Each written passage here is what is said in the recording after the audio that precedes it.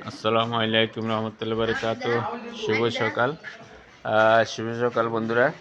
আমি একটি বিডিসি কিনে নিয়ে এসেছি। সকালবেলা আমার দোকানের ছাত্ররা খানা নেয় ওর জন্য এসে গেছে।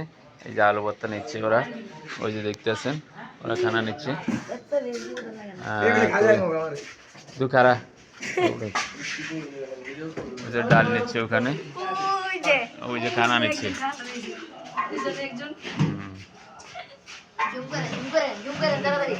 না তবু উড়েতে মজা, ডাইল মজা না আর বদনামি করে।